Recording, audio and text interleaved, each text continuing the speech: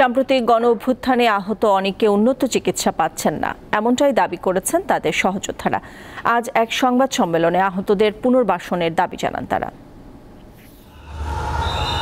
শেখ হাসিনা সরকারের বিরুদ্ধে ছাত্র জনতার সাম্প্রতিক আন্দোলনে সরকারের অতিরিক্ত বল প্রয়োগের কারণে রক্তাক্ত রূপ নেয়।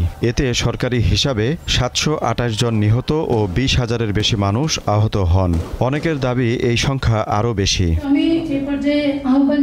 এই অবস্থায় লড়াকু 24 সহযোদ্ধারা ব্যানারে আহত ও নিহতদের তথ্য সংগ্রহ করা হয়। সোমবার জাতীয় প্রেস ক্লাবে তারা সংবাদ সম্মেলন করেন। এ সময় ভুক্তভোগী ও তাদের পরিবারের সদস্যরা কষ্টের কথা তুলে ধরেন। ডান চোখে আমি এখন দেখতে পাচ্ছি না পুরোপুরি, বাম চোখ দিয়ে ঝাপসা দেখতেছি।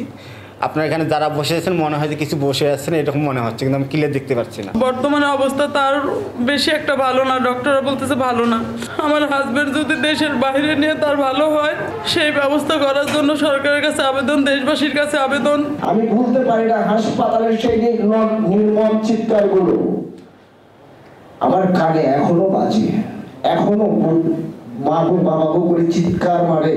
আহতদের চিকিৎসার ব্যাপারে সরকারের বক্তব্যের প্রতিফলন সব ক্ষেত্রে নেই বলে অভিযোগ করেন এই স্বেচ্ছাসেবী। সরকারের পক্ষ থেকে হাসপাতালে রোগীদের আনুষ্ঠানিক দেখতে যাওয়া এবং দেখে বেরিয়ে এসে গণমাধ্যমের সামনে আশ্বাস প্রতিশ্রুতি দেওয়ার সময় শেষ। চিকিৎসা ও পুনর্বাসনের দীর্ঘসূত্রিতার অবসান ঘটিয়ে আর একদিনও কালক্ষেপণ না করে সরকারের তৎপরতা দৃশ্যমান করতে হবে। সংস্কারের মাধ্যমে স্বাস্থ্য খাতের অব্যবস্থাপনা দূর করতে অন্তর্বর্তী সরকারের প্রতি আহ্বান জানান ভুক্তভোগীরা।